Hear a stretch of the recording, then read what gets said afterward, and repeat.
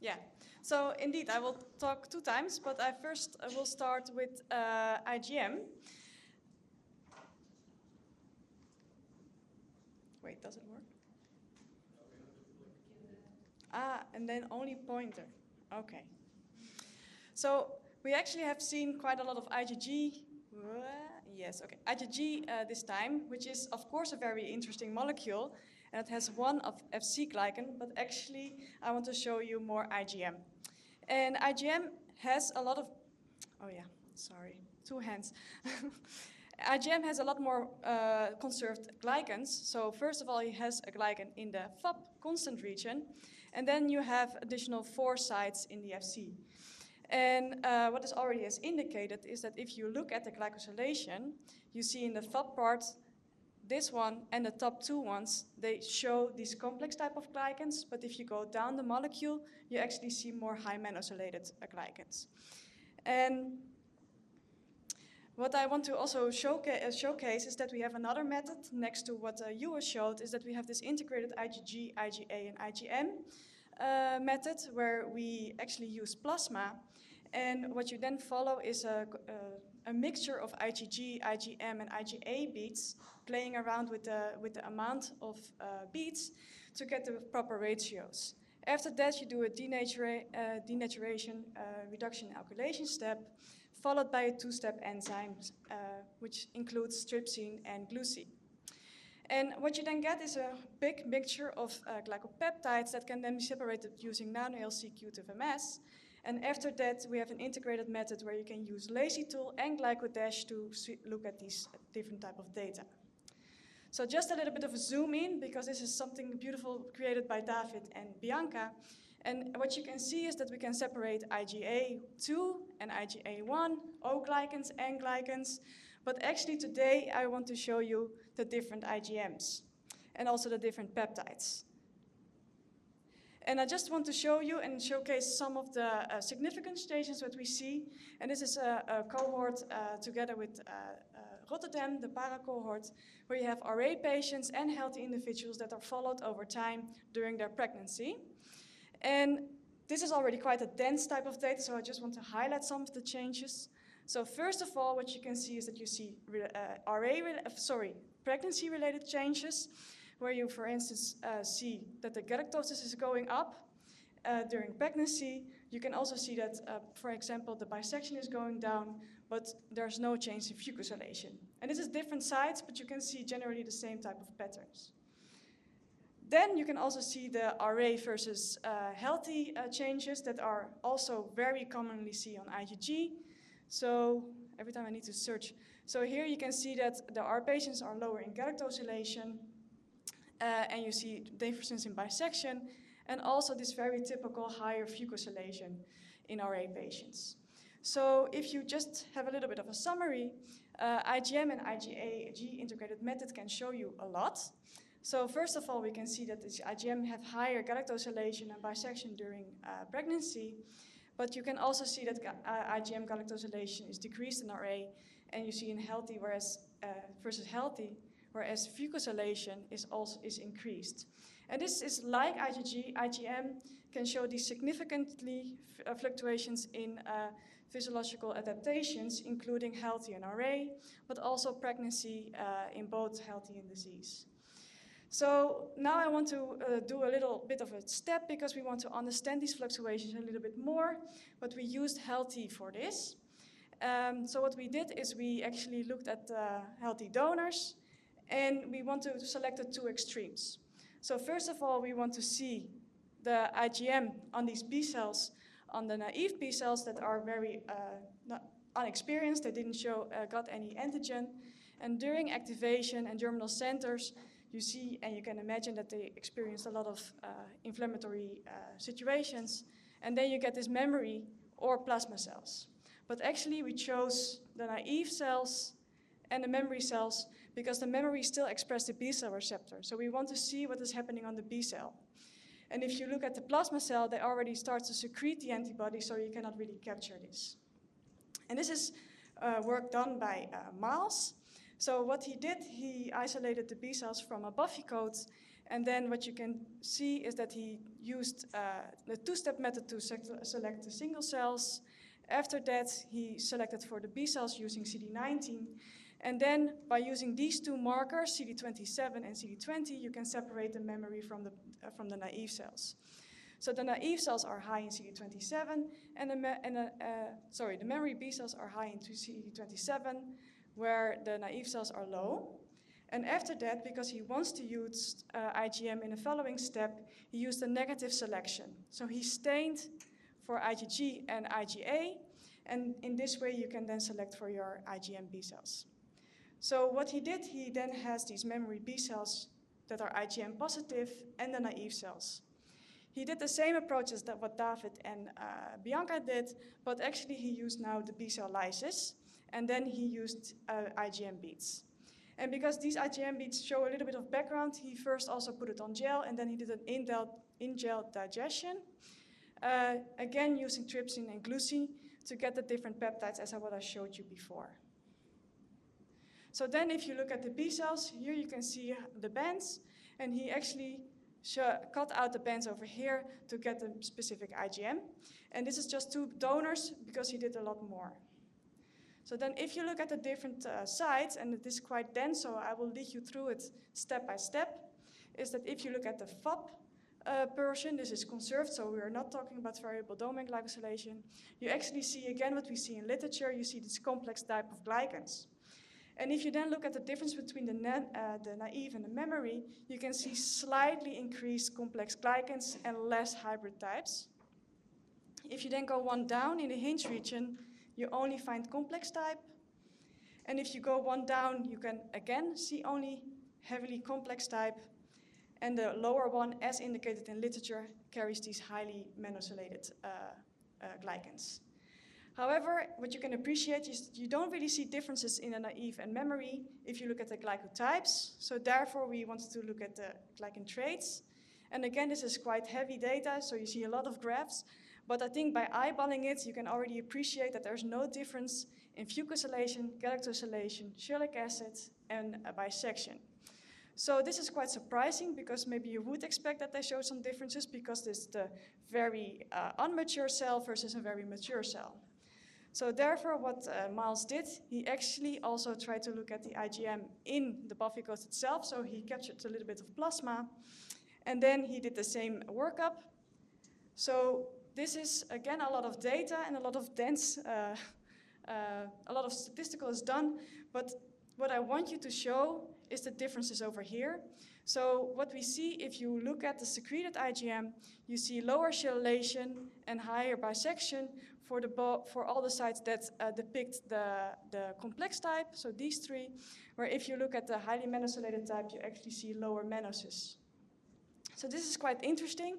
So what we then did, and we used again the Ramos model that is introduced by different people now from the Glycan Switch project, is that it is actually an empty cell, so it doesn't have this own B cell receptor, but you can introduce your own B cell receptor. And that is what he did. So this is the B cell receptor for IgM, and actually what Miles additionally did is replacing the membrane domain for a tail piece, so it gets secreted. And then you can question, is this due to intrinsic differential intracellular processing, or is it an extracellular processing that you see the differences? So same orientation, so you have again the FOP here, then the 2 conserved complex type of glycans in the FC, and here the high menoylation. And now what is quite interesting to see is that you see the same type of trend, where you see lower cellulation and a higher bisection on the complex type, and then you see the decrease of oligomenoylation. So this actually suggests that even though these B cells are genetically the same and they are cultured the same, that the differences are induced via the intracellular processing. So just a little bit intermediate conclusion is that we see no differences in glycosylation between IgM B cell receptor between the naive and memory B cell, but we see it for the secreted IgM. And we see lower cellulation and higher bisection. And if you look at the lower side that is highly menosylated, you actually see less menos. And if you then look at the Ramos B cell, this is actually showing the same thing. So this indicates that there might be a difference in regulation. So the next step is that we wanted to wonder, okay, what do these glycans actually do? So this is another group that also looked at it, and what they did is they consequential made knockouts of the different glycan sites, and then they looked for example bindings to the Fc mu receptor, and also complement-depending cytotoxicity. And actually what you can see appreciated here, because these are different variants, you don't really see any or even large changes in binding. So if there are changes due to the glycans, it's very minor. Also in the CDC, you actually don't really see huge differences. So if the glycans have an effect, it's very minor, so maybe they are not so important for the secreted molecule.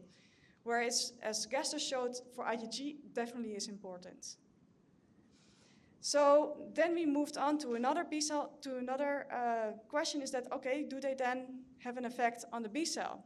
So Teresa did this already for IgM, and it is also a way to introduce you again to this model, where she actually mutated the Fc glycans away and then looked at different mechanisms. So the first one is the downstream signaling that Tom already introduced, which is the phospho-Syk.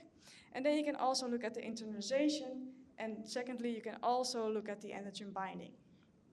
And then Teresa for IgG B cell receptor, you actually don't really see a difference in binding. You also don't really see a difference in internalization of the B cell receptor, and you also don't see a difference in phospho-Syk, so in the signaling. But what does it mean for the IgM? So again, what Miles did, he used the Ramos B cell and introduced his own B cell receptor, but in this case, he used a B cell receptor against MPO, which is just a model protein that we are using now to just investigate the function. And actually what he also did, he made knockouts, so he did a consequential, like the study for the secreted one, where he has no FAP or one that is knocked out in the hinge, etc., going down into the molecule. And the first question that he asked was, okay, does it maybe matter for the expression on the cell membrane? And on the top one you can see the empty B cell, so that one is absolutely negative, but I think you can already appreciate that each knockout is able to be expressed on the cell membrane. So the glycans are not essential for the membrane expression. Then sequential, what he did is he looked at the binding, and in this case I already introduced you that this one is binding to MPO, and he did a titration range using different concentration of MPO. And then you can already see that this green one is actually separating from the rest, and if you then quantify and normalize it, you can see that this one actually affecting the binding in a negative way.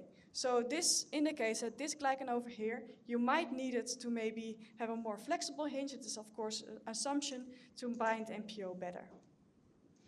Lastly, what he also tried to look at is internalization. So again, if you bind the antigen, the B cell receptor will internalize.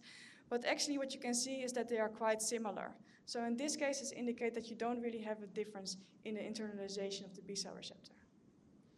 So to conclude, and all the conclusions that I will show you today, is that serum IgM glycosylation is different in physiological adaptation, in health and disease, but also in pregnancy. Then there's no difference in glycosylation between a naive and a memory B cell, even though it was a bit of a surprise to me. But you see a difference in the secreted IgM. From above you code, you see that it is lower chelated and has higher bisection on the complex N glycan types. And then if you look at the highly manosylated on the last side, you see lower manosylation. And then actually, we see the same trend in Ramos B cells if you make this an IgM secreting or B cell receptor. So this indicates that there might be some intercellular processing that makes this the difference. And if we look at this function specifically, it looks like that the glycan that is just below the ring region is important for the binding to MPO. But we don't really see a difference in the internalization of the B cell receptor. So in that case, the glycans are not important. So I did not the work. It was all Miles, and also Bianca and David that set up the sequential integrated method.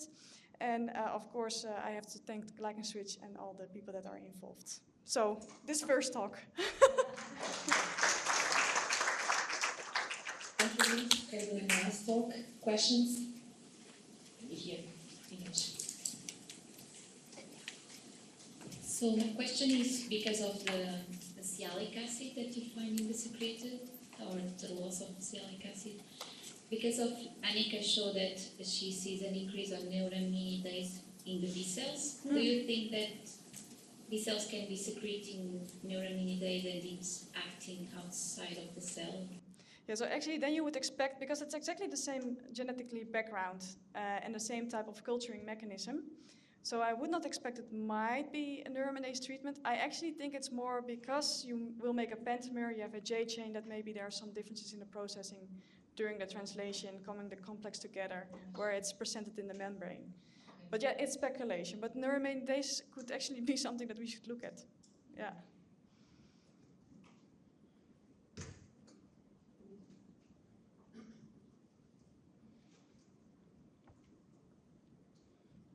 Yeah, so maybe along a similar line on the processing. So do you see any C-terminal clipping, tyrosine removal? Is there any difference between B cells? I mean, Yeah, you mean indicating for the what we also see for IgA, you mean? is it occurring if you use the soluble IgM? Yeah, we didn't look at it, and I think it's definitely something interesting to look at. And now I'm trying to remember if you see the clipping also in your data, Yue. I think you see. So yeah, maybe we should have a look and dive deep into the data. Yeah. Huh? Yeah, this is on IgM. Okay. Mm.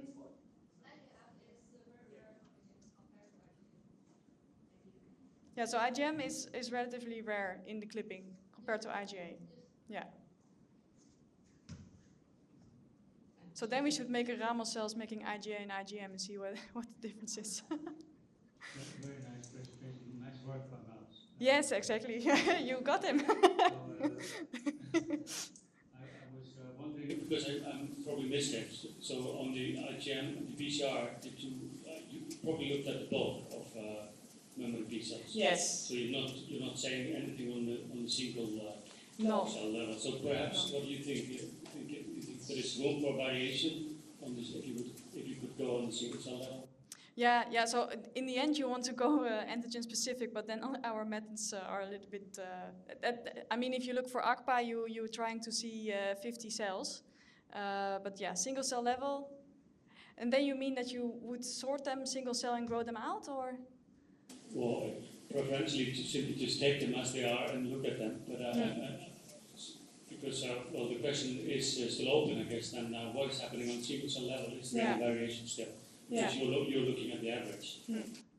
Yeah. Well, we saw a lot of talks that we might have to explore then if we looked single cell. Yes. But yeah, that would be interesting.